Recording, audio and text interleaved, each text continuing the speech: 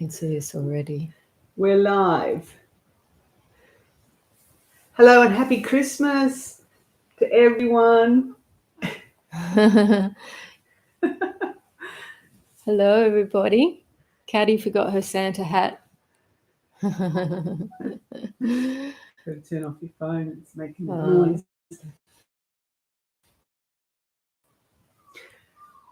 Just popped in to say happy Christmas to everyone, as has our Caddy? darling old cat. She didn't really do anything for Christmas except sleep. So Ayya Jitindriya is going to lead this session this morning, and wish we could get Caddy to lead the session. Well, she's leading the session.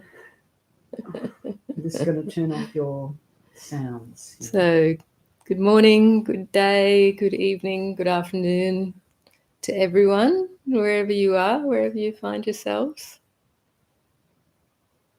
Yes, and a Merry Christmas Day or a Boxing Day, wherever you are in the world.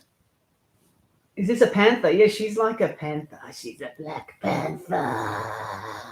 Do you have a little Christmas message for people? I just said happy Christmas. Sarah? Happy Christmas from Kat, who says, just tickle my chin and I'll be happy forever. We've discovered that all cats generally like their chin scratched. So my Christmas message is just nothing special. Just hope that everyone's feeling balanced. If not, just take a breath. In this slightly unbalanced world, and finding their own inner peace and stillness. Inner chin scratcher. And we didn't do anything special. We just went for a swim, a beautiful swim in a lake, didn't we? A warm lake on a lonely beach, and the sun was shining and it was perfect conditions, and we enjoyed a swim in the lake and dipping our toes in the cold sea. The sea was very cold, but the That's lake because was it's a warm summertime here.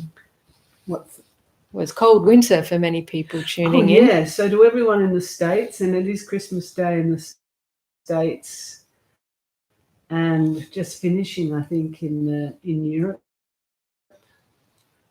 and Africa, Asia is probably finished. But yeah, to everyone in the States who's freezing, we're thinking of you. And big storms and crazy weather patterns over there, as there are everywhere, really. So keep warm. So I'll leave you in the very capable hands of Ayya Jitindriya to lead the meditation, and I'm going to adopt Caddy over at my little place because she tends to snore a lot during the meditations, don't you? And or scratch her chin on our cardboard. So I'm going to take her over. You going to come? You going to come? Okay, so bye-bye. Bye-bye. One more chin scratch. And I'll see you all in the new year, people. So take care and come to Mummy. Come to Mummy. Bye-bye. Take the chin scratcher. Take the chin scratcher. Enjoy the session. Do you want the door shut? Yes, please. Why? There's no one here. Doesn't matter. I'll just get comfortable.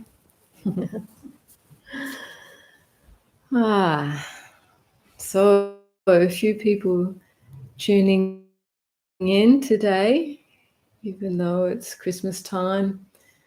For some people, it'll be very busy time, busy day, organizing things, maybe catching up with family or friends. For others, I may have already done that and are happy to connect in for a meditation. And yet others, I might be just spending this time alone and quietly as well, as we did here. So whatever your situation, very happy that you're tuning in today. And just, as we prepare for the meditation, just taking a moment, as we will, we'll take a few moments, but just right here and now, just taking a breath, connecting in with your space, your body, however it is for you right now, wherever you find yourself right now. It's just like this. Yeah. So looking at the screen here, at us here in Australia, southern New South Wales, summertime, 8 a.m. in the morning on Boxing Day. In a way, it's the same, well, it is the same time we're connecting, but you have these different external conditions. Wherever you are in the world, whatever season it is, whatever time of the day it is, whatever date it is, they're all kind of just external identification tags for this moment. They're very relative. It's just this moment with a particular flavor, with certain conditions. And when we stop and take a breath and just check in with here and now, however it is, it's okay, however it is. Because all of those external changing, or all of those external conditions, those relative factors are changing. They only ever influence things temporarily. And more accurately, they are our conceptual tags, our conceptual naming of conditions. But when we just stop and connect with this here and now moment, the embodiment, feeling of the body, the breath, the embodiment of the space, the experience of conscious awareness here and now. It's a connecting experience. The various name tags, concepts, ideas, phenomena in the external world. Our attention can go to them, but if we lose touch with the ever-present knowing, ever-present awareness, we can get spun around with the ever-changing conditions.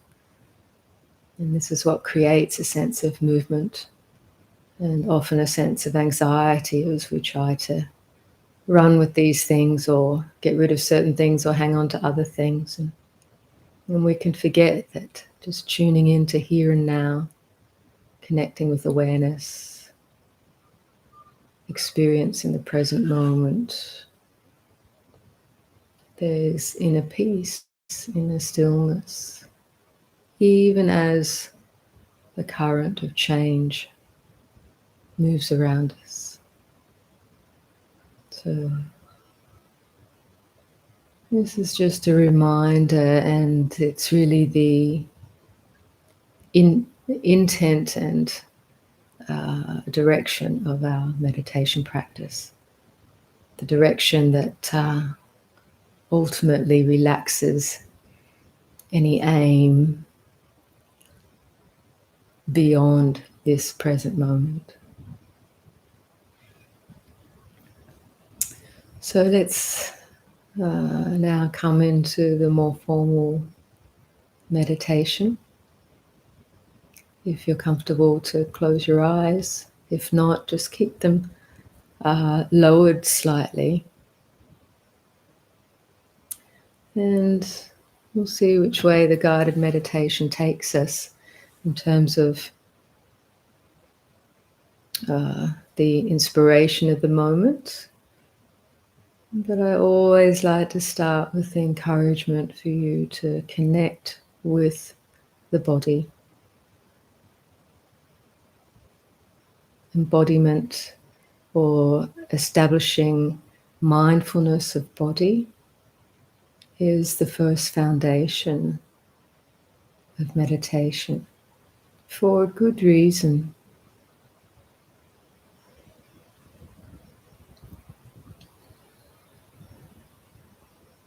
And by paying attention to the sensations of the body just as they are in this moment, it helps bring the energy out of the mental realm, out of the fast-moving conceptual proliferation.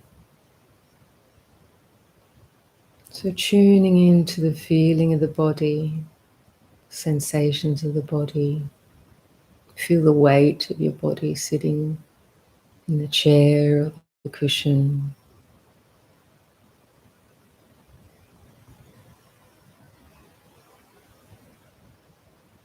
And even though the thoughts might still be racing, you don't have to push them away. Just deliberately give your attention to the bodily experience.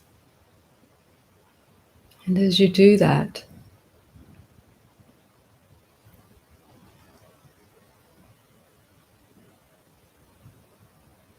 it becomes obvious the rhythm of the breathing. Starting to notice the natural movement of the breath in and out of the body. The breath, the body, intimately connected.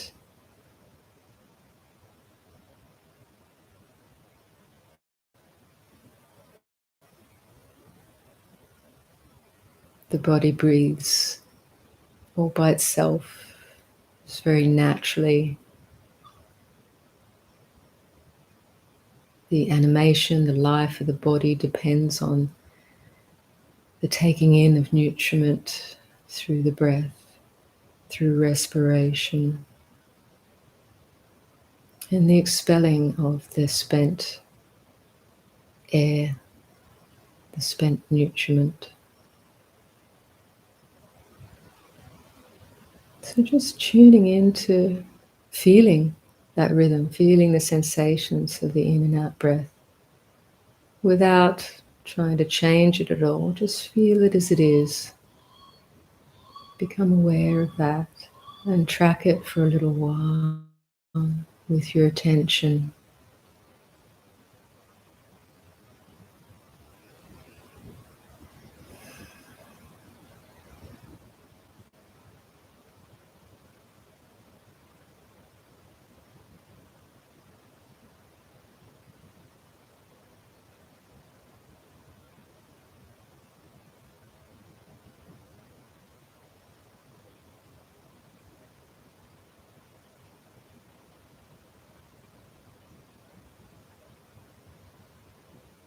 Learning to allow your attention to rest, to find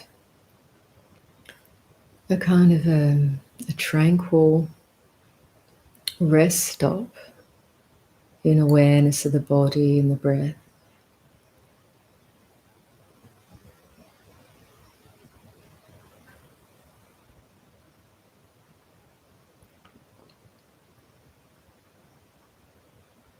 And for some people more new to meditation, the feeling of the breath might be so subtle that you find it hard to track, and the thoughts so vigorous and loud that you're often more aware of the thinking than the body or the breath. So it takes a little time of practice to learn to rest your attention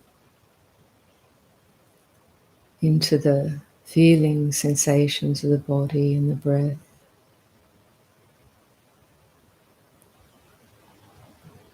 Without fighting thoughts or pushing them away, because if you try to stop thinking or push them away, it just creates a sense of struggle and tension.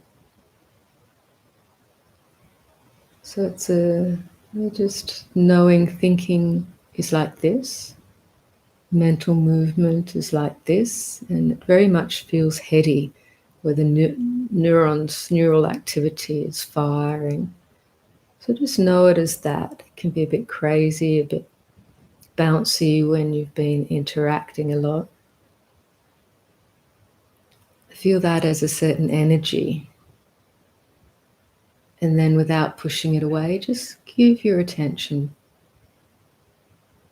Encourage yourself. Just feel the breath. Feel the sensations of the body.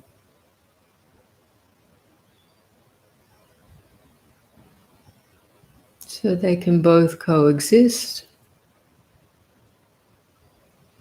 But we're learning to bring more awareness to body and breath and to relax with that in and of itself. If there's no particularly strong pain, it can be relaxing in and of itself.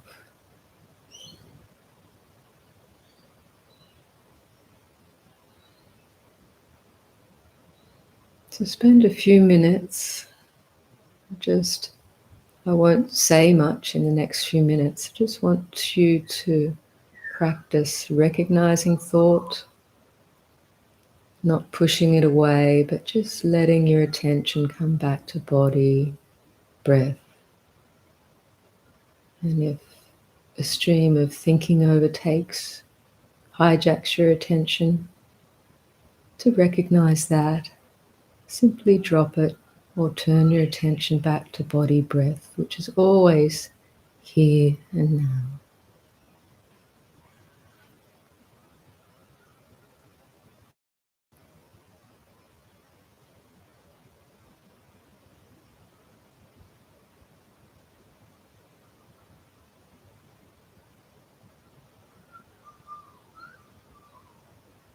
Relaxing with the sensations of the body and the breath. Letting go of any tension or holding you discover there.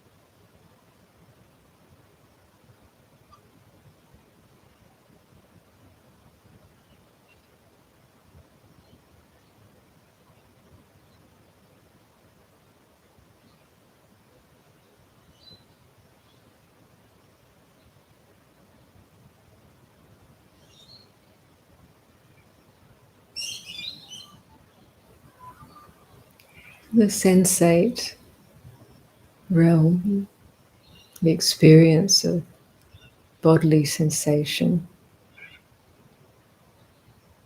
It seems to operate at a slower frequency than the mental realm. It's how it appears anyway. So when we tune into that, there can be this natural calming effect of the mind and the body.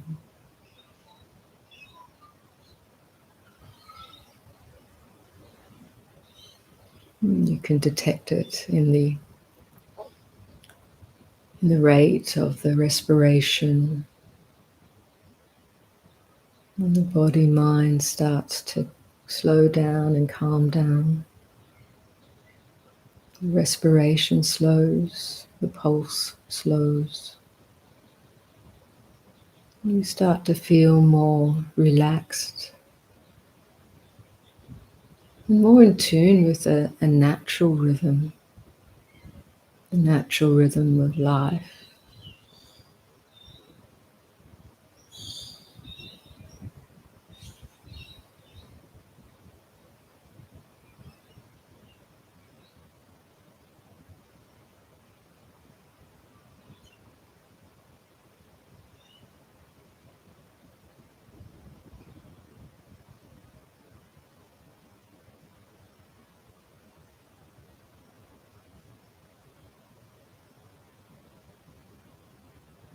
So tuning into that, there's a natural ease, a natural stillness, and it's a pleasant,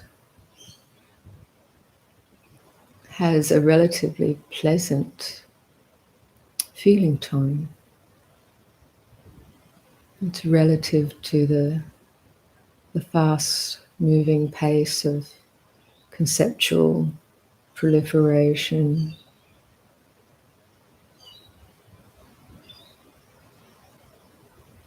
or the emotions that our thoughts can sometimes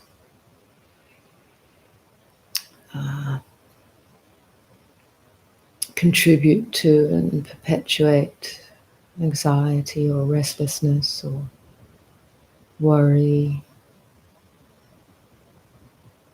When we relax out of that, give more attention to the natural movement of body and breath, we can detect this ease or calm and stillness, relative stillness.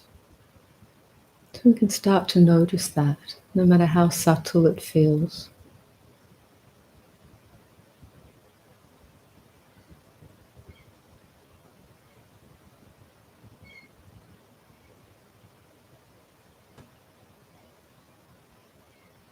So we learn to rest in to that experience as well. Present moment, body, breath, awareness, awareness of relative ease, stillness, calming. And even though there's a subtle thought stream still running in the background, or for some it may even be foreground, just letting it be as it is.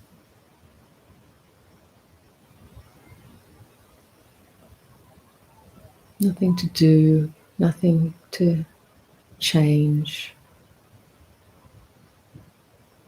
nothing to control. Just resting into the experience of being here and now.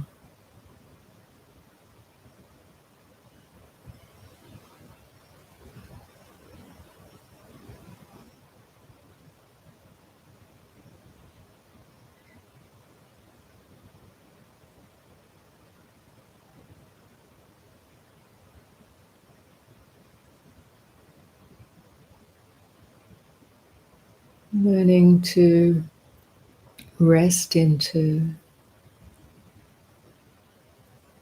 the kind of, I shall say, the space of awareness or the fabric of awareness. Awareness itself, conscious awareness. It's like a field.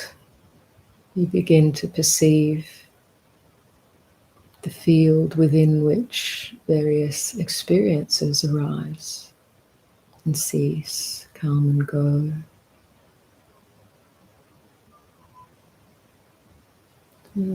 Sounds come and go, thoughts come and go, various bodily sensations come and go within this subtle field of awareness itself.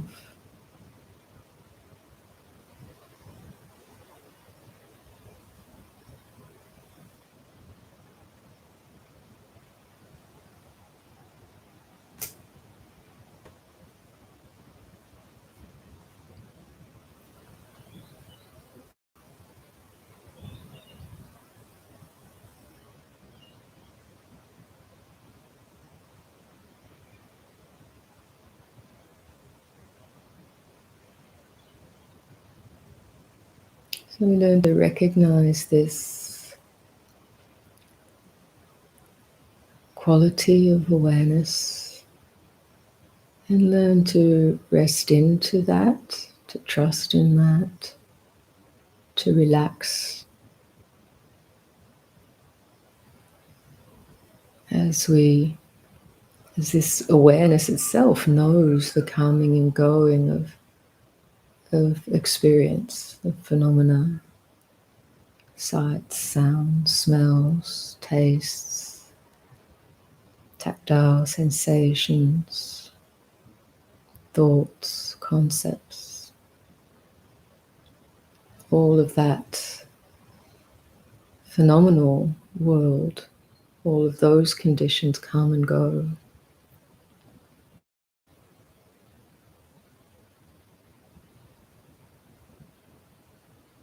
And we recognize that.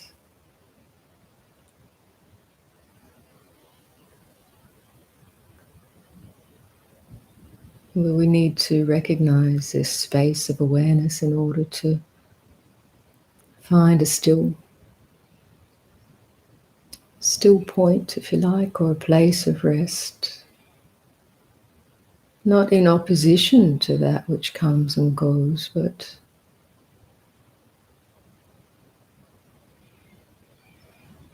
as a support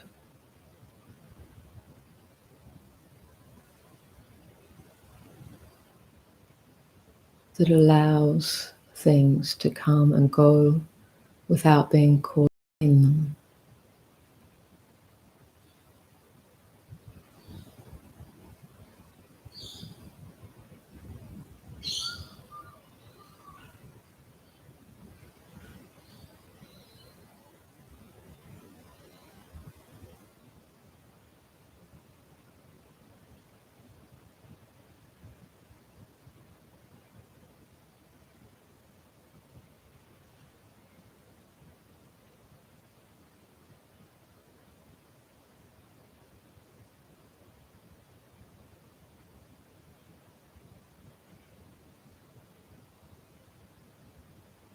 So it doesn't matter what the thoughts are, they can be unpleasant thoughts,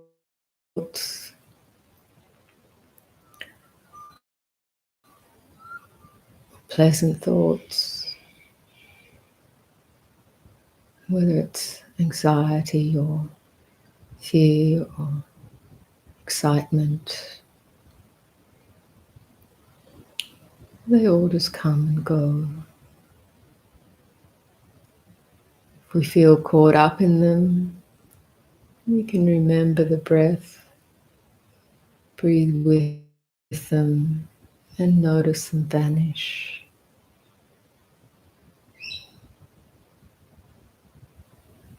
Notice that they get hanging on to them.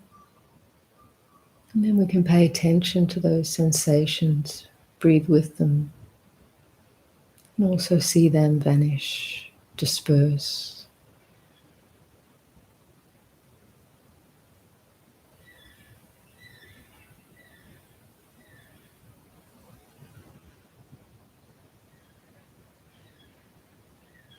We learn so much from just observing this mind, observing the experience of body-mind.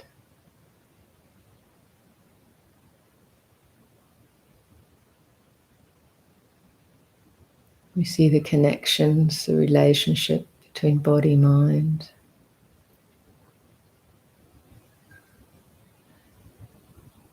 And the kind of way of relating to experience that gives rise to stress. And the way of relating that allows an easing out, a letting go of stress.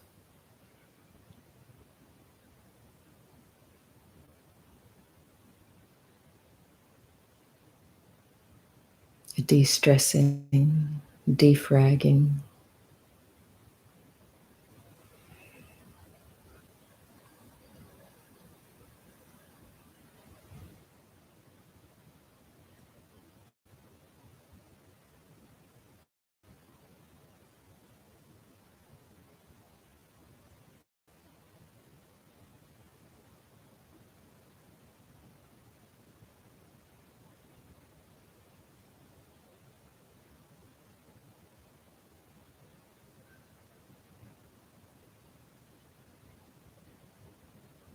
Keep breathing with whatever you're experiencing, whether it feels stressful or easeful.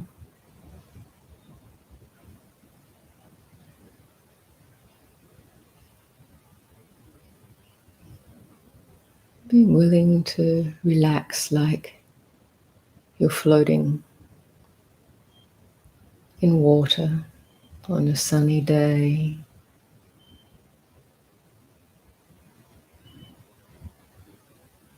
You have to trust that the buoyancy within the water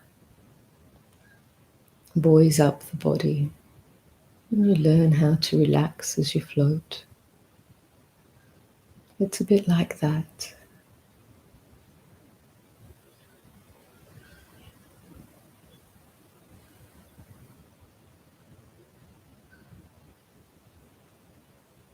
But not drifting to the point where you lose awareness of this present moment and drift into subtle daydream or loss of mindfulness.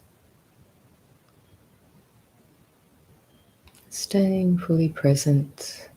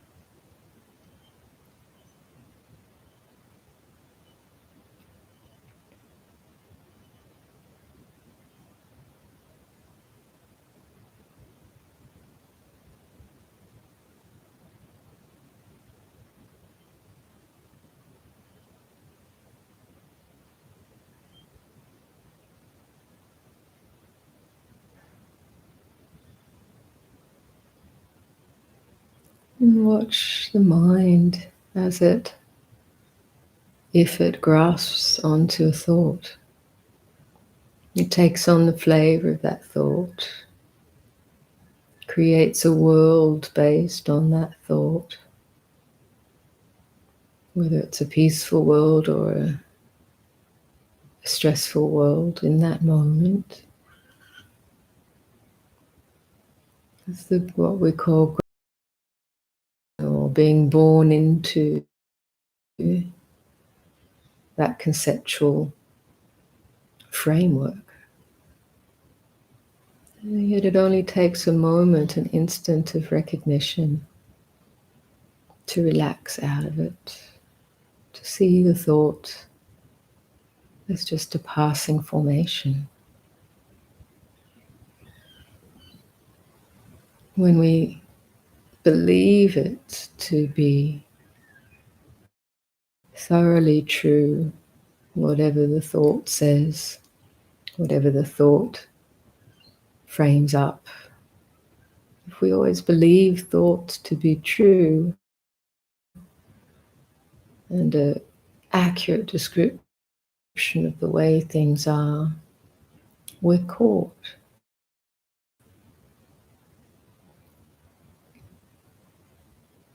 A thought is just a momentary relation of a perception, always conditioned.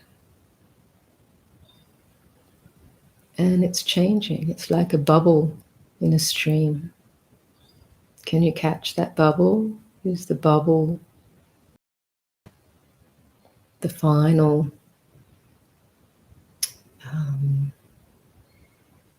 truth of the stream? It's just a momentary conditioned perception passing through. But if we grasp it, we believe it. If we believe it, we grasp it. Or another way of saying, if we lose awareness of its relative nature, of its conditioned, impermanent nature, we tend to get drawn into its flavor, its character. We believe in it, and then we're reduced to a condition, a particular fragmented view of reality in that moment. If we don't see that, we can perpetuate that view, reinforce that view with more concepts and thinking, believing it to be true and real. Or we can let it float by with all the other bubbles. Relax out of it. See its relative nature, momentary perception, not who and what I am.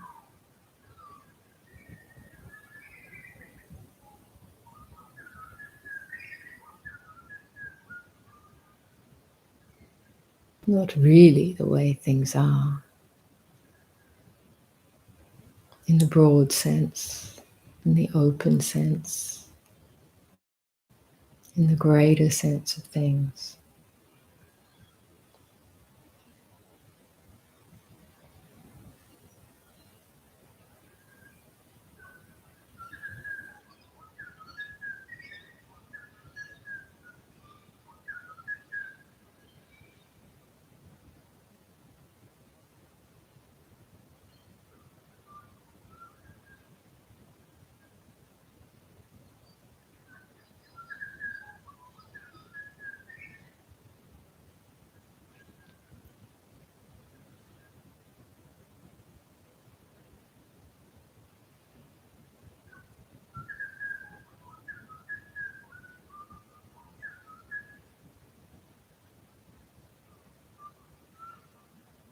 And continuing with this metaphor of water,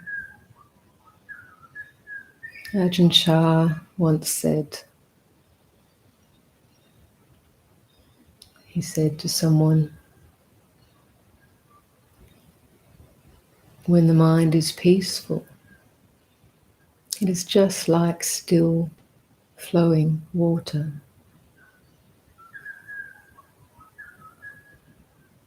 He said, have you ever seen still water? Have you ever seen flowing water?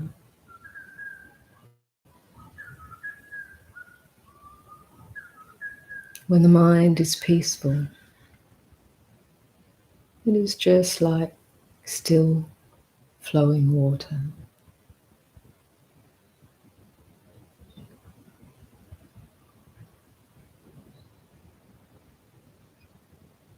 There's a paradox there. So it's not to be conceptually grasped, but felt.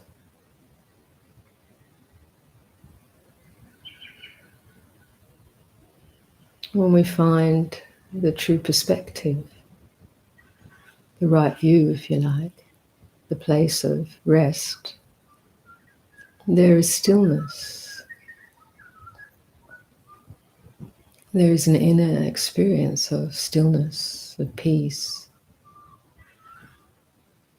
And yet it doesn't block the flow of experience. Experience can flow, but when there's no grasping, there's an experience of stillness, of peace, even in the flow.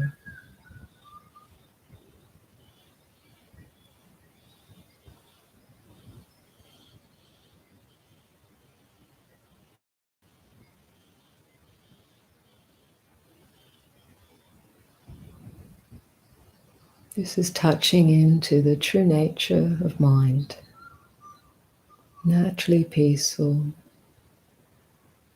naturally still in that sense of not grasping.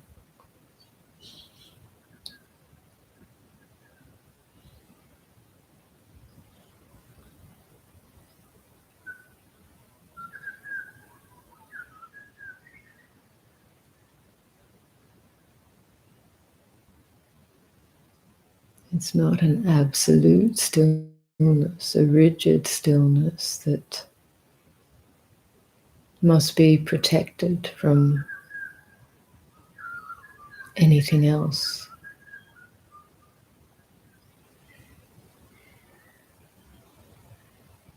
But a stillness without center or edge.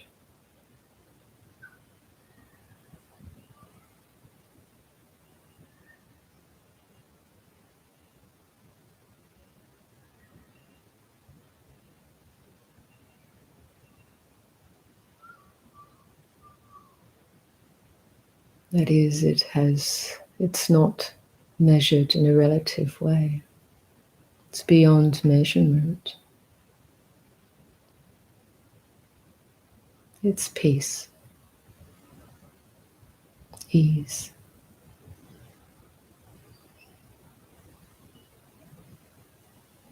And it's always there to be touched into.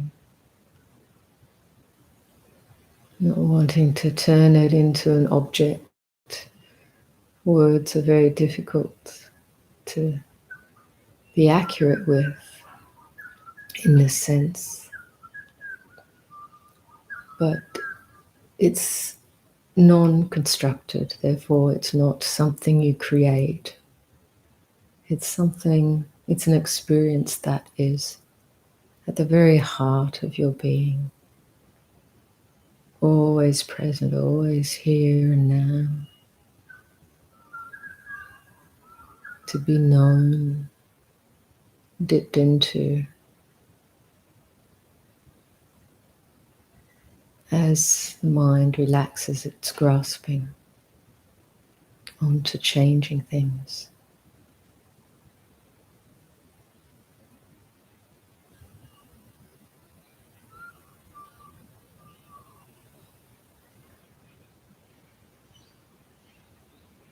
This is what's called true nature, your home.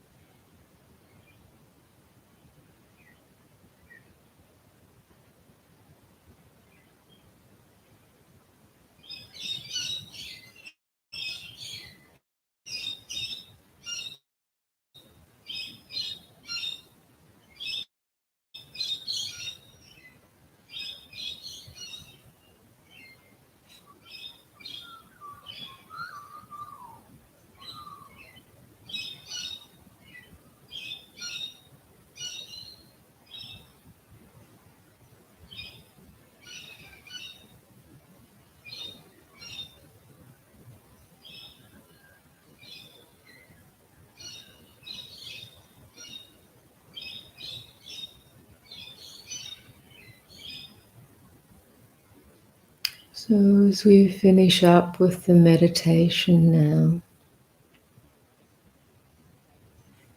recognize that this place,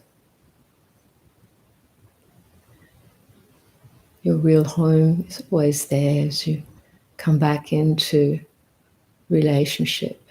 Open your eyes, come into the perceptual world of the room where you find yourself. The relational space of this screen and this online Sangha.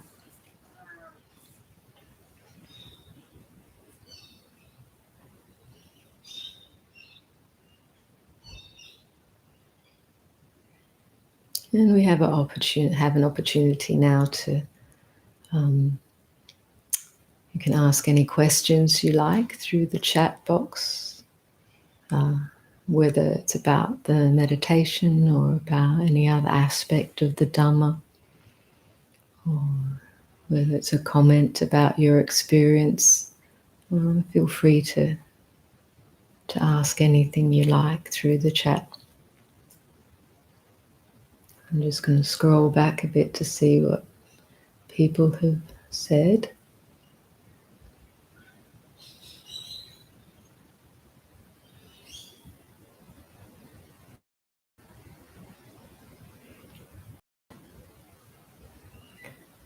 So I hope that meditation was helpful, that guidance. And I hope you heard me okay. I realized my voice was a bit soft through that, but let's hope it channeled okay through the internet.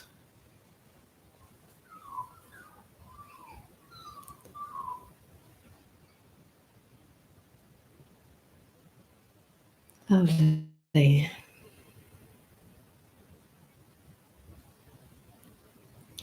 So someone's asking, Eric's asking, what is the role of intention? For example, the intention that allows us to speak now, to act, to interact, and to be that which we intend, but which precedes thought. So actually, intention is actually a very subtle thought. It's still at the level of thought, but it's not necessarily discursive thought. Discursive thought is you can hear yourself almost speak in words and sentences internally. But intention is a subtle thought. The mind is, it's still perceiving and conceiving, and so it is that which, yes, you're quite right, moves us into acting or speaking based on that intention. So the role of intention is really important. It's a second factor of the Eightfold Path the Buddha talked about. And you can Google that. There's a good description of the Eightfold Path by Bhikkhu Bodhi.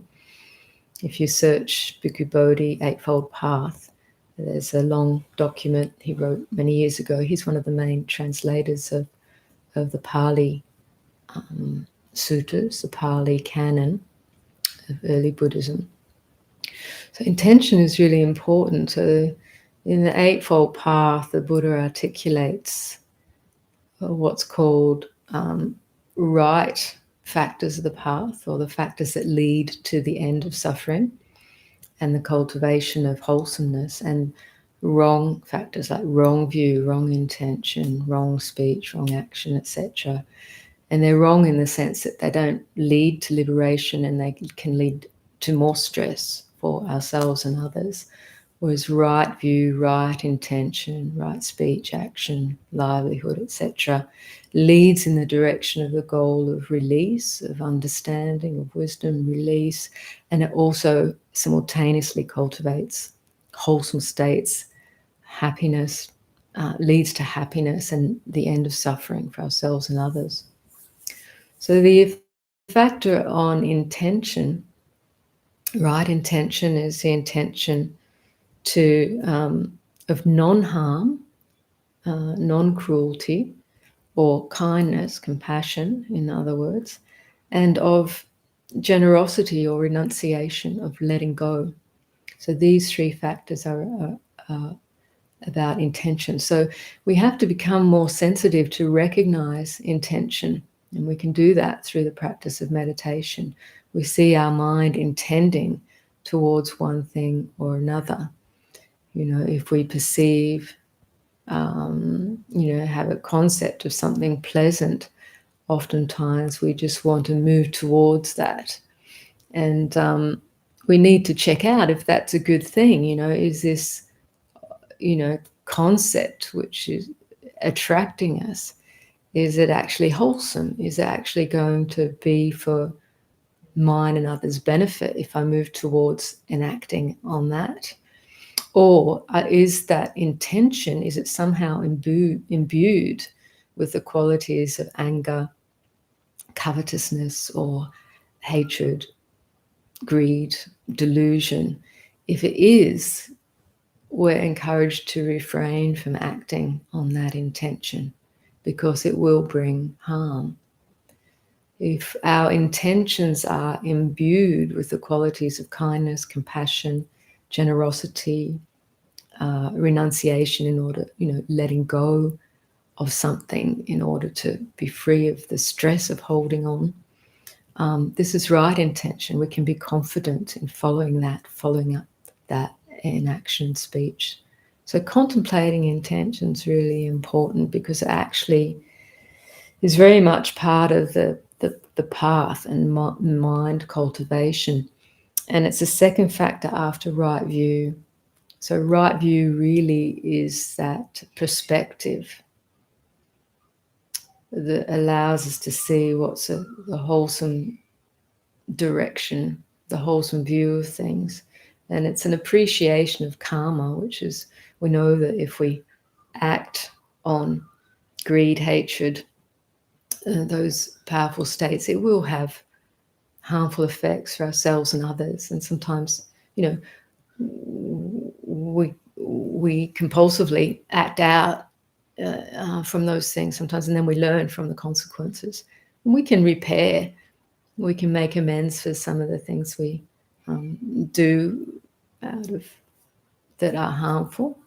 But we can also learn to recognize those factors, mental factors, before we act on them, and then practice the power of restraint or renunciation. And this is very, very much the path. And right view is establishing that awareness of karma and these 4 noble truths, which all the other right factors of the path are built on right view. So there's a brief explanation, but followed up, there's lots of good stuff online to explain in more detail.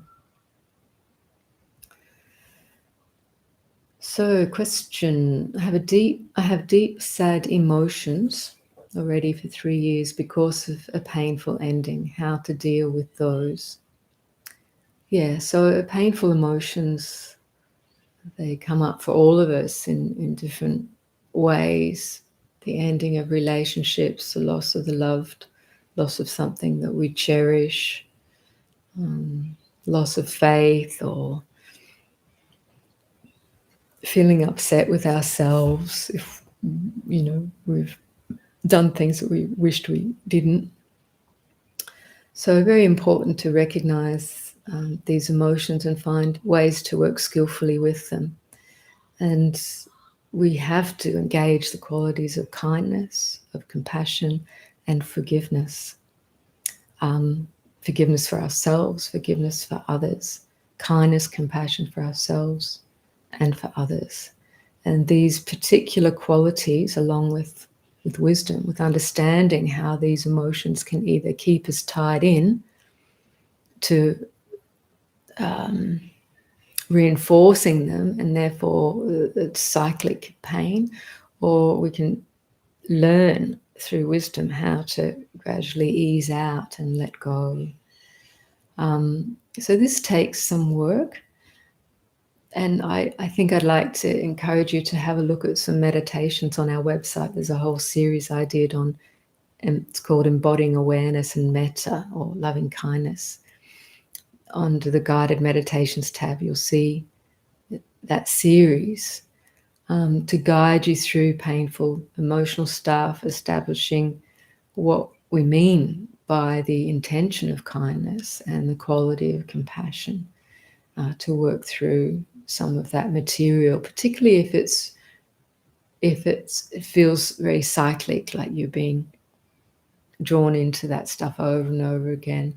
Some painful stuff can take a long time to heal, but we have to be willing to work with it and come close to the pain and the hurt that is underneath the emotional reactivity, and to be with that and breathe with that in a way that allows an opening and a letting go.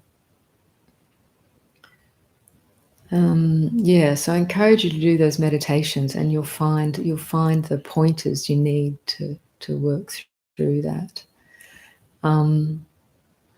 It's part of life in the relational realm, but it's also part of our path as we come to understand what is this realm of emotion. How is it that we get caught into them? We believe they're really me and mine, rather than see them as mind states. So mind states and emotional states are like slow moving weather patterns. They're so slow sometimes we can feel like they are the reality and it'll never change. But it isn't the case at all. We have to find that right view and right intention to work with these things and allow them to move through and reveal the deeper peace, the layer of peace that is there. And by working through them, your wisdom will deepen, and your compassion will deepen, because you know the pain of such states directly. So I encourage you to keep working with that.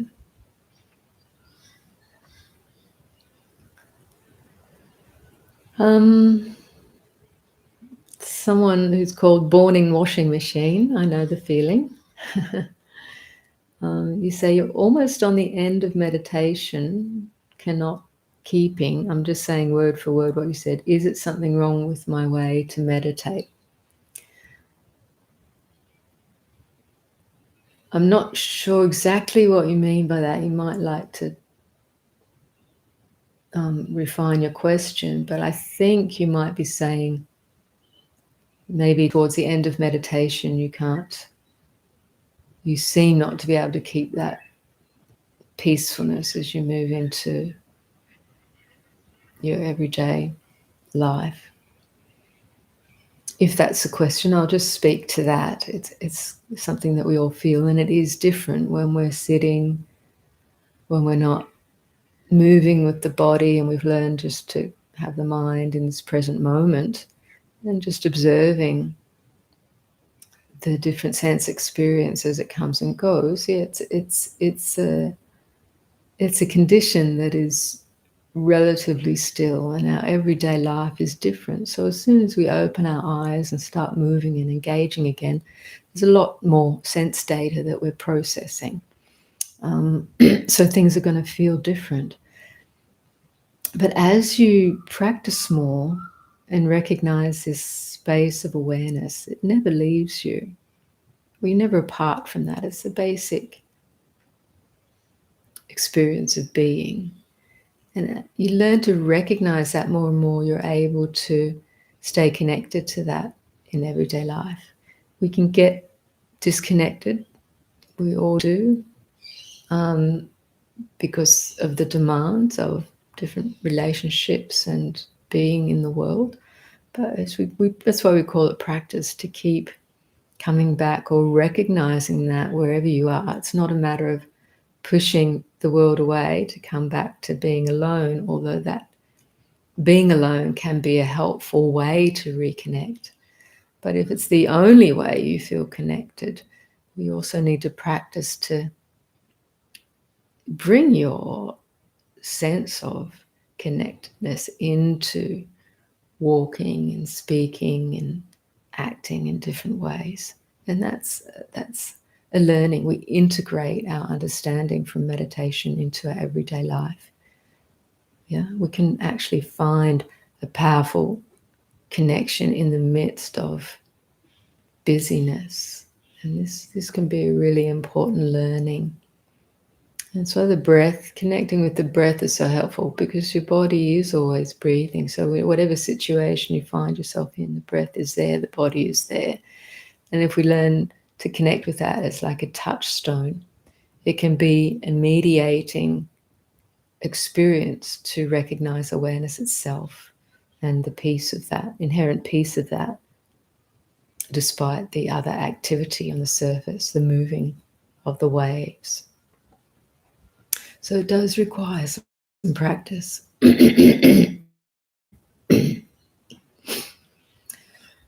So someone's asking how to work with feelings of being worthless or feeling of low self-esteem.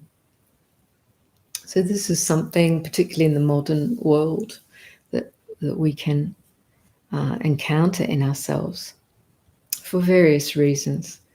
So the most important thing is bringing compassion and kindness, the quality of compassion and kindness to our experience. This actually, the feeling of low self-esteem is built on a particular perception of self, a particular perception of myself, the way we think about ourselves in, say, relation to others. It can be just a chronic perception, a way of perceiving me. So looking into that, just this way of meditating that I was describing this morning, body and breath in and of itself don't have that perception of me as being worthless or not as good as. That's a concept, that's an idea of self. And it may be something that we've been reinforcing for a long time. And so we don't necessarily see it. But as we see the flavor of it, we can learn to be kind with that feeling of low self-worth, or I don't feel good enough, or even I feel bad.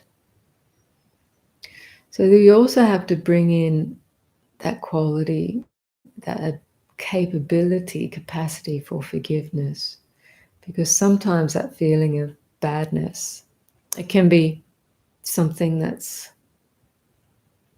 been reflected to us in our family of origin, or it can be connected to some things that we've enacted in the past that we don't feel so good about.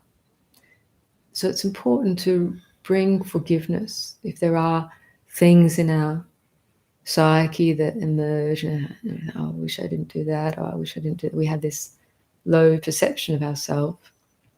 Forgive, learn to forgive ourselves. This can be really hard, but we can do it by it's hard to feel that kind of pain of regret. But if we let it be conscious and we be really specific, this is kind of a psycho-spiritual work. Say, yes, I really wished I didn't do that. But now, it's done. It's really in the past. Right now, it's just a memory in the mind, an old perception of self, or reinforced perception of self. You can let it go, or you can bathe that in, I forgive myself. We've all acted on greed, hatred, and delusion. We're not all above that, but we can recognize regret, and that's a skillful thing, because then it leads us into right intention. I want to avoid that in the present and in the future, because I know it leads to pain. Any unwholesome action, pain for oneself or others. So once you reestablish that intention, that wholesome intention, you can let go. It's easier to forgive, it's easier to let go, because now you've learnt and you want to establish that intention. It's a bit like a New Year's in making a new intention for New Year's. You've got then something wholesome to bring in some ballast and allow yourself to let go of the past. The past is in the past. There's no changing anything, but bringing in wholesomeness in each new moment is a powerful remedy. And the message of Christ was very much about kindness, loving kindness, compassion, and forgiveness. Forgiveness for others, forgiveness for ourselves. If we can't forgive, which is very connected to letting go, but it's heart-based. It's out of love. It's out of kindness. Out of the desire to let go of suffering and forgive. And let these things dissolve. Past is past, let them dissolve. So every time that perception comes up, hold the hurt with kindness, feel the pain with compassion, establish that wholesome intention to let go. And those meditations that I mentioned before, there's also one on connecting with them, or at least cultivating forgiveness in a very simple way. So try those out. Do you think the process of the sun and moon's energy alternating through our eyes and into our brain mechanism is twisting and distorting our idea of the perception of reality? I don't know. I don't necessarily have a paradigm or have heard of the paradigm about the sun and moon energy alternating through our eyes into our brain. There is the fact that obviously the moon and the sun are powerful elements in our experience. They often represent, like the sun often represents the conscious, and the moon or the night, the unconscious. And the moon, as we know, has a powerful effect on the waters of the earth and the tides as it moves closer and changes position. And this has a powerful effect on us as physical beings and mental and emotional beings. I do see that there's this mind and body is affected by all sorts of conditions in this realm. But those things aren't necessarily distorting our idea of reality. Well, the true distortion are these, say, in the Buddhist paradigm, are these mind qualities, mental qualities of delusion or ignorance, not knowing the true nature. And that's broken down into the qualities of mind of, say, greed or covetousness, hatred, and delusion. These three things are affecting our perception and our actions and speech. But as we cultivate non-greed, non-hatred, non-delusion, bring more kindness, compassion, and allow the development of wisdom in our lives through just observing the way things are in this body-mind, not just taking on new paradigms of thought, but actually observing what is this body-mind made of, what is its functions, what's operating here, how does suffering, stress arise, how is it allayed? We look directly into our experience. Then this gives rise to wisdom, which undermines ignorance, undermines the distorting factors of greed, hatred, and delusion. Yeah, so this is in the Buddhist paradigm how we work. So everything in the world, phenomenal conditions which can influence experience, but they're not the primary distorters of reality. Not knowing the truth of the way things are in terms of this manifestation of body-mind, or how suffering is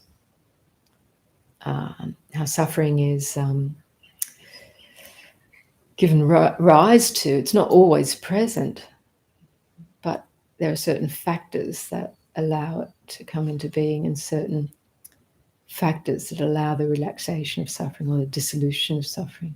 And this is true wisdom, to understand this and to know it directly through your own mental physical experience is that direct verification. So this is my understanding.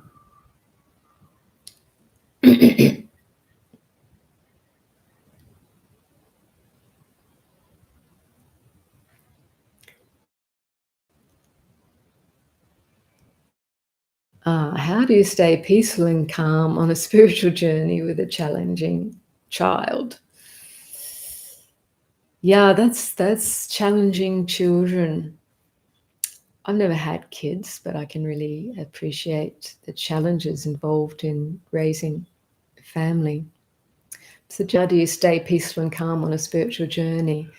So really, the spiritual journey is not just about staying peaceful and calm. That's really important to know, because if we think it is, then we're going to try and push away every other experience that doesn't feel peaceful or calm. And that will just set up more tension, more stress.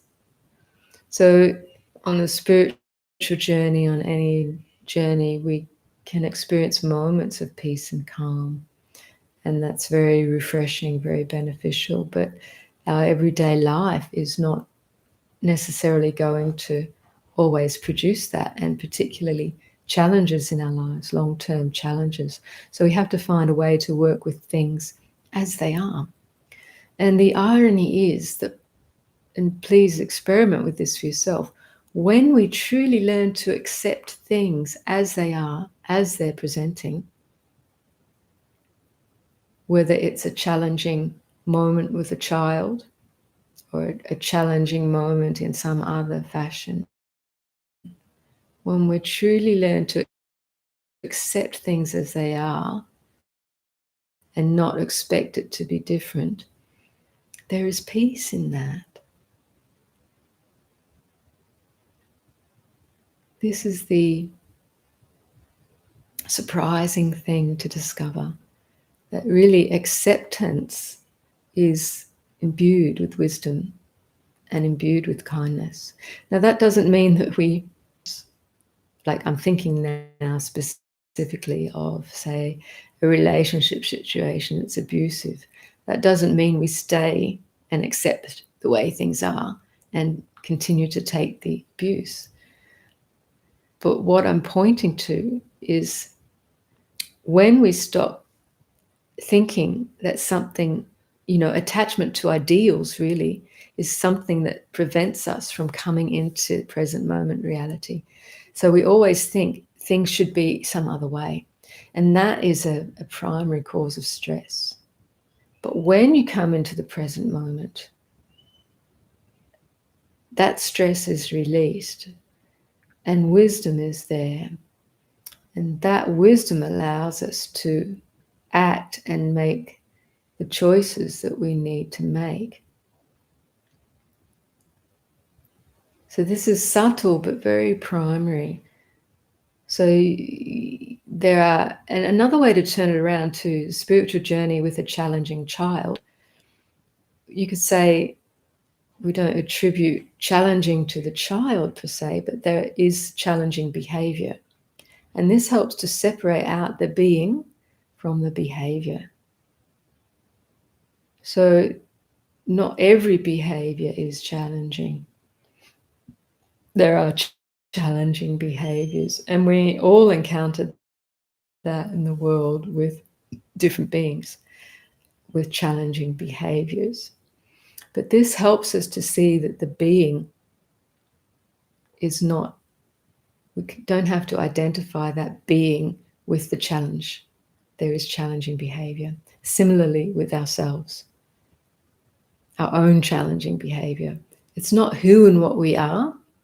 It manifests as a condition at certain times, and we learn to work with that. And in the same way as we learn to see and experience what's challenging internally, breathe with it.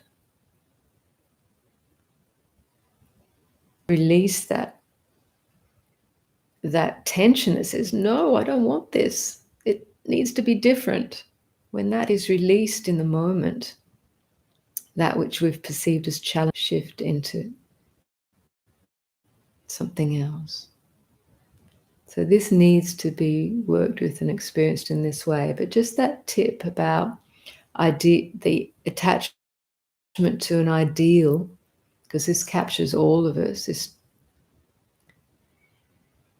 anyone in our spiritual practice, attachment to an ideal of the way we think things should be is the very obstruction in that moment.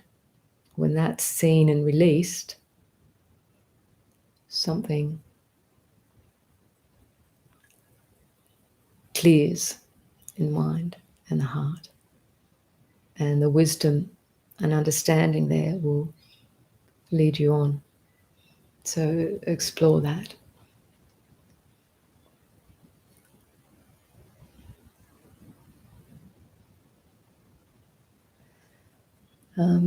Thank you, Jitindriya. I feel that you and Jaisara, kindred spirits, have been tremendously helpful in the past year. Oh, good. Thank you.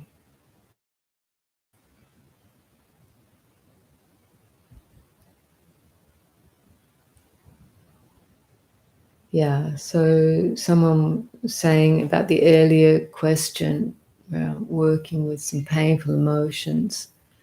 Yes, it can become very obsessive and cyclic, hard to forget terrible things that have been done to you. The trauma is very deep.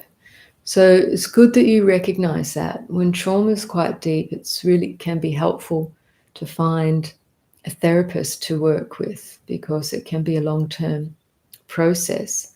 But find a therapist that is trauma-informed therapist who knows, understands the effects of trauma, and ideally, but you not necessarily so, someone who has an understanding of mindfulness or Buddhism in terms of your spiritual practice.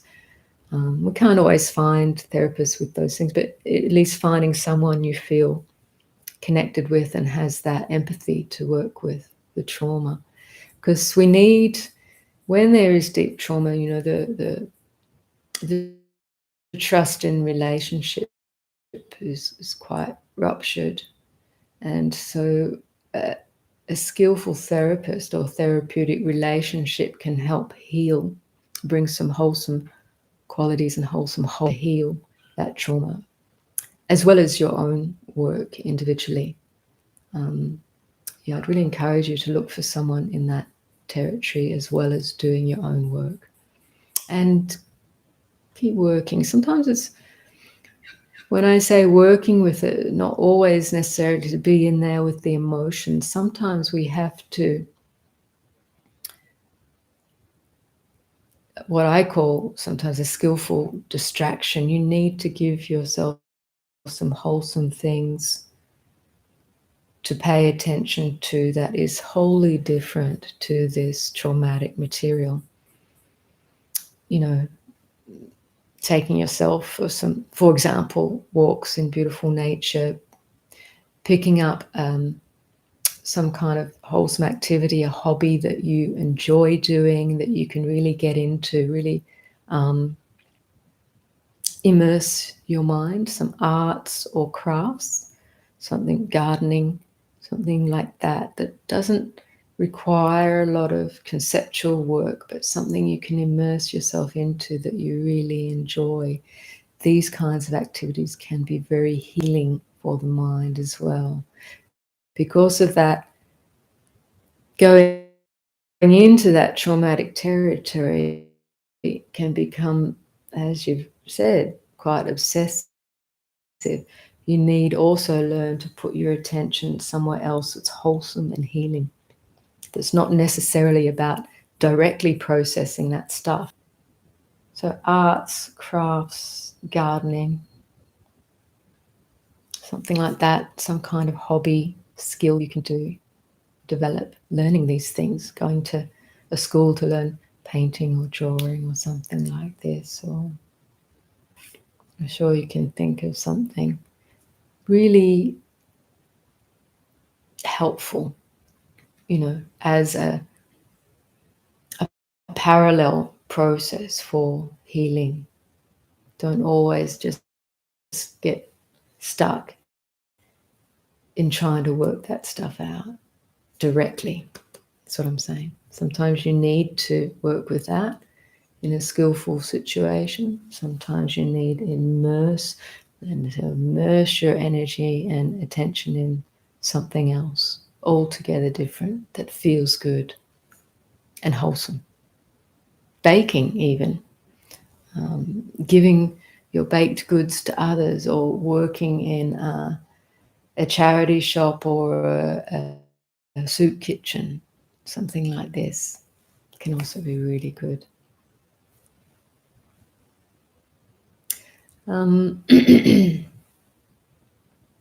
Does it help to acknowledge our negative feelings or just to ignore them? It usually helps to acknowledge them, because whatever is made conscious and is disempowered, if it's working in the unconscious or subconscious, it will still fuel everything we do, say, and think, though we might not be aware of it. So acknowledging is helpful.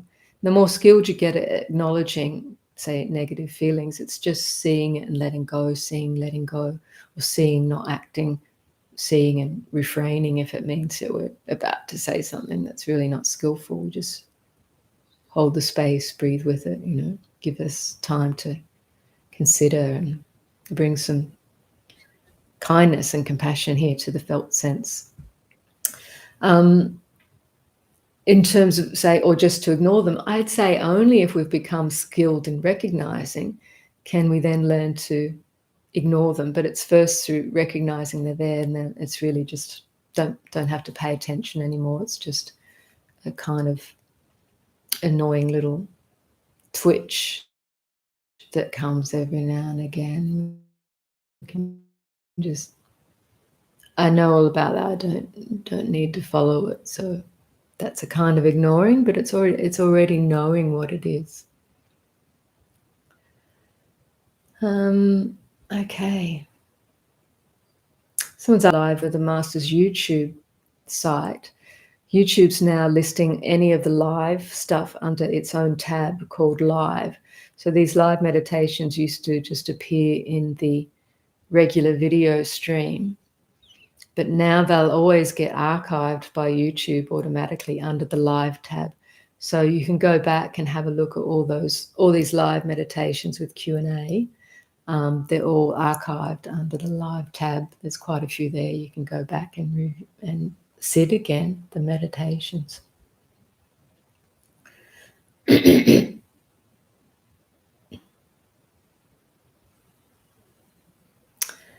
What might you suggest if someone has experienced presence but now fears not being present?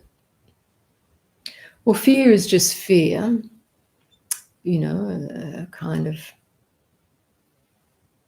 fearing not being present. I think that's just learning to acknowledge fear as fear. It's just a mind state which has a particular flavor or character and may trigger tightness or anxiety sensations through the body.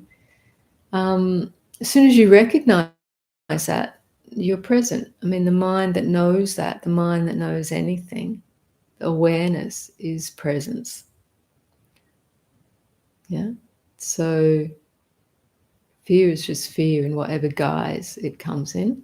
As soon as it's recognized with present moment awareness, it dissolves or it can lessen. So you're never really away from presence. It's the very basis of your being. We just think somehow we are because our attention's just been hijacked by one particular character or another, one particular emotion or concept. We just temporarily get absorbed in these things and think we've lost presence or awareness. But as soon as the recognition of there is there, it's there. It's there. It always is there, but we've just been, something else is in our vision, like the sun behind clouds, and our vision of it. That's just like the emotions that come and go, or thoughts.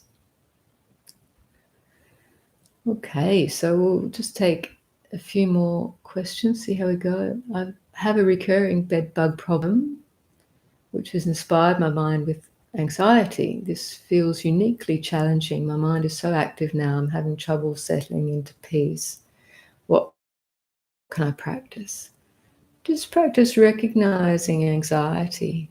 So you can do the inquiry.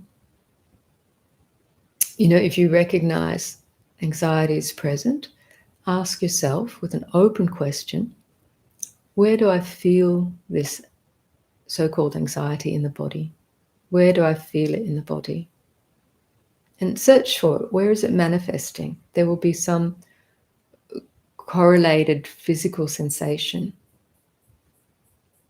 So inquire into it that way. And is it anxiety? Is there tightness in the heart, or tightness in the belly, or the jaw, or the shoulders? Where does it manifest, this so-called anxiety? And when you find a particular sensation in the body that seems to say, or seems to be this feeling of anxiety, breathe with that for a moment or two. Breathe with those sensations if you can. So you ask yourself again with an open question, can I just breathe with these sensations just as they are? Not trying to change it, just in this moment. So you see, if you can, that's an open question. It's not a demand. It's not an order. It's an inquiry. So keep inquiring into it in this way. Can I be with that just as it is? Breathe with that just as it is. And it may be that other places in your body disclose a certain quality of anxiety, and do the same process with that. Where do I feel it in the body? Can I be with these sensations? Can I breathe with these sensations just for a moment or two? And see what happens. This is an ongoing inquiry. Self-metta, so difficult. Haven't figured out how to trust myself. So try those meditations I mentioned earlier. This quality of metta is really this quality of acceptance, recognizing what is presenting, and just being willing to be open to that, even for a moment, and to breathe with that. So those meditations I mentioned on our website about cultivating metta, they're not very long, but they'll give you some good tips experientially as guided meditations. Do you feel that repressed emotions may arise after practice? Certainly the more awareness we bring, the more we cultivate present moment awareness, repressed emotions can arise into awareness because we're practicing this openness. Anything that has been repressed or suppressed will probably start to emerge. And this becomes practice material for sure.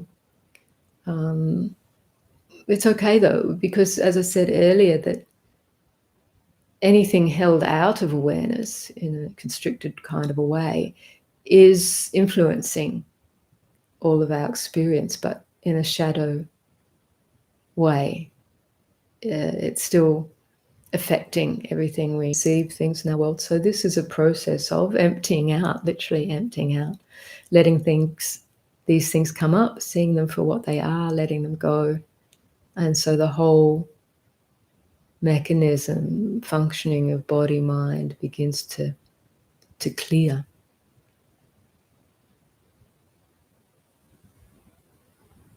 My observation is you're very gifted in understanding the emotional body. If I were by you on this planet, I would ask for your personal counsel.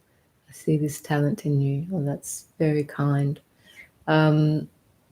Yeah, I've worked through a lot of emotional baggage myself, and have also worked with, previously as a therapist. So, let's just say, again, I would suggest those guided meditations as a helpful way of cultivating and practicing to work with the emotional material. But what came up is the Buddha once said that if you see the Dharma, you see me. If you see me, you see the Dhamma. And he said, someone who's never seen me, who lives many, but if someone really close to me, even clinging to my robes, doesn't see the Dharma, they don't see me. So it's really powerful pointing to the Dhamma being, the Dhamma of the way things are, that is at the very center of your own beingness and is not restricted by time and place, to see the truth of things, the truth of the Dharma, which of the conditioned and the unconditioned.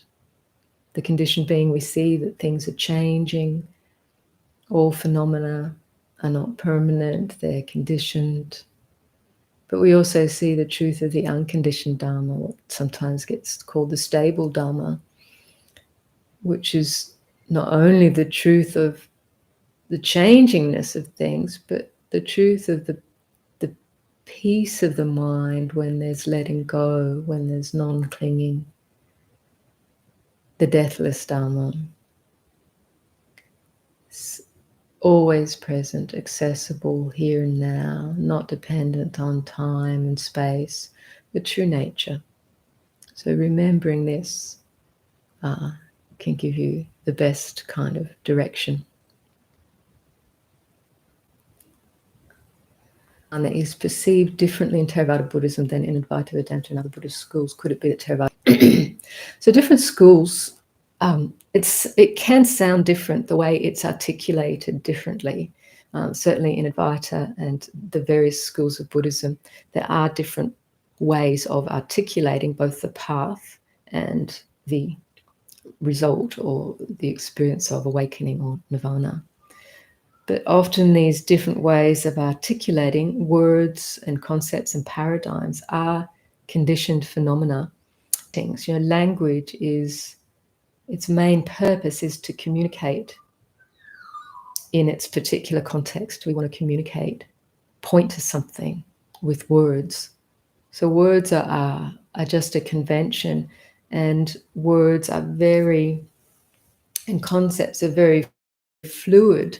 They're merely skillful means that are used to help people see something, see reality, or see where they're getting caught.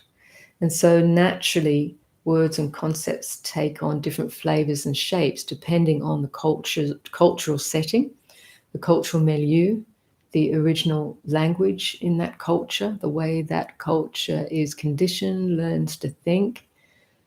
So we can see, across all religious traditions, a teaching doesn't arise out of nowhere.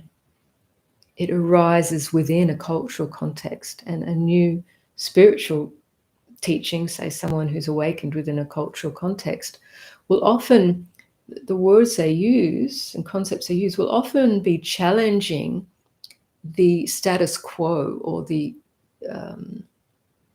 current cultural, spiritual milieu in that culture, because that person has awoken to something new that they haven't found within that current milieu.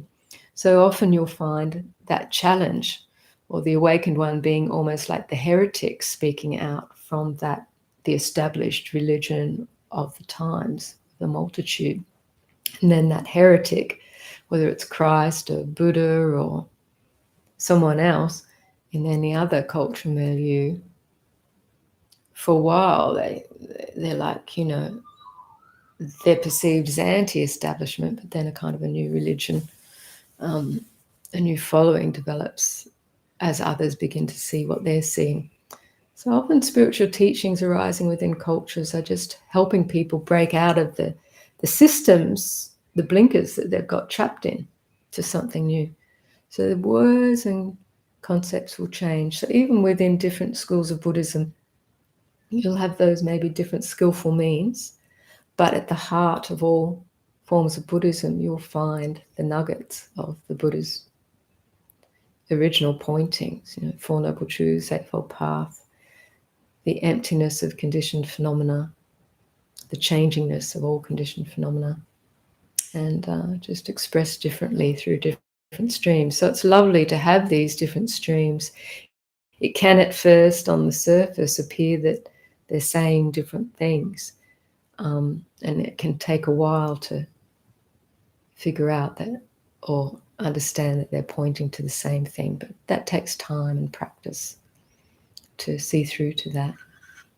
So in terms of the different teachings, if it's confusing you, don't just stay with the ones that you feel point you to a place which brings understanding and release. That's, taking the fruit like a bee taking the pollen where they find it. And, sometimes then other things pop up that actually feed that understanding, that feeling of release. The Buddha said that just like the great oceans have but one taste, the taste of salt, so too the Dharma has one taste, the taste of freedom. So I love this message because what's important is that taste of freedom, the release from suffering, release from stress, and whatever paradigmatic teachings that help you realize that, they can be your raft to that realization. But the raft is not the truth. The raft is the skillful means. The words are the finger pointing to the moon, not the truth or the moon itself.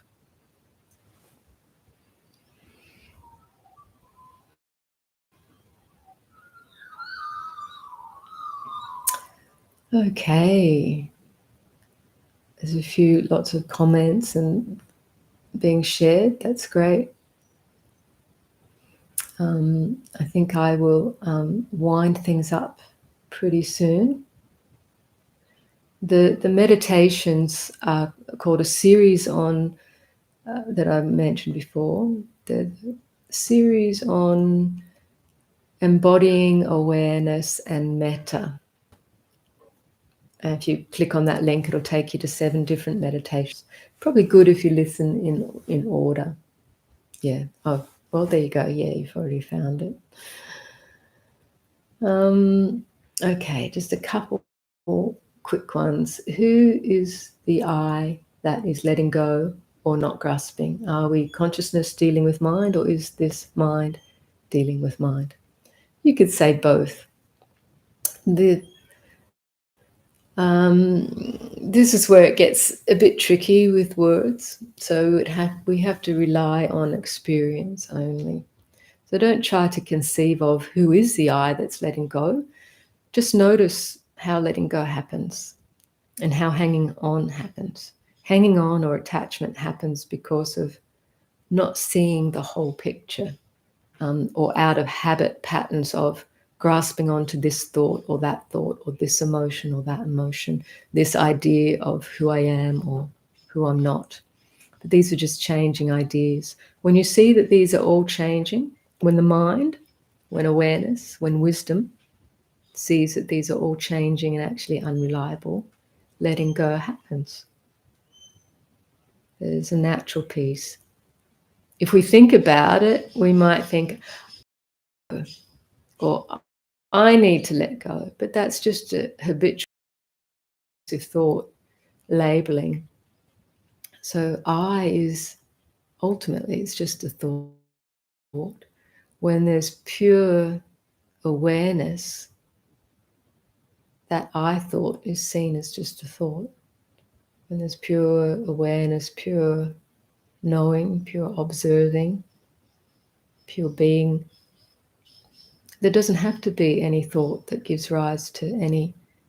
Reality is so apparent, it outshines all of that.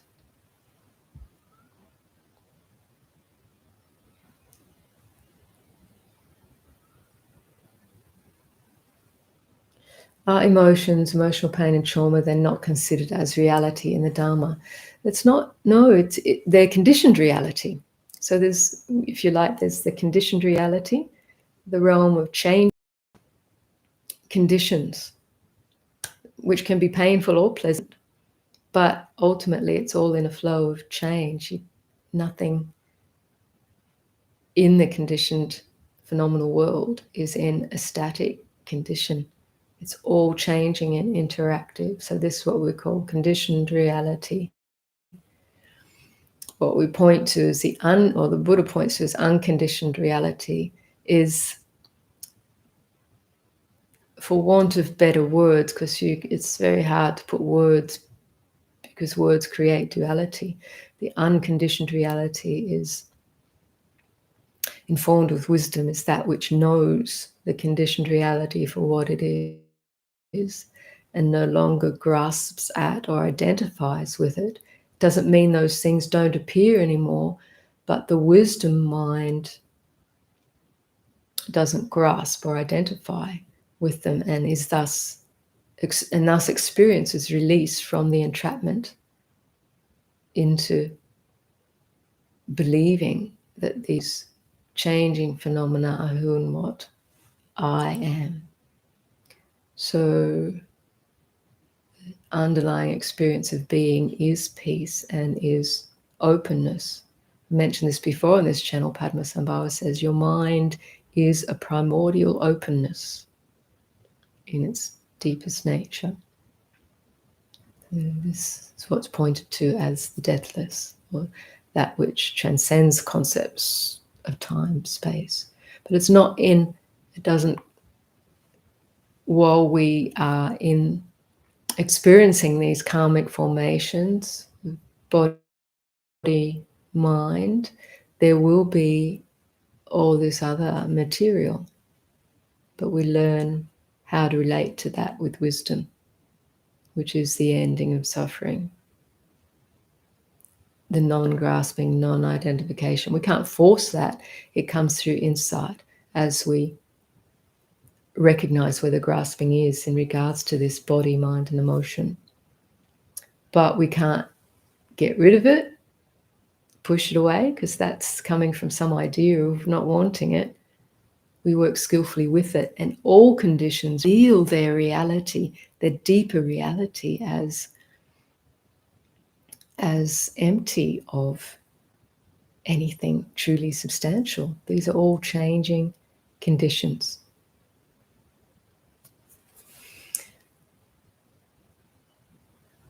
Okay.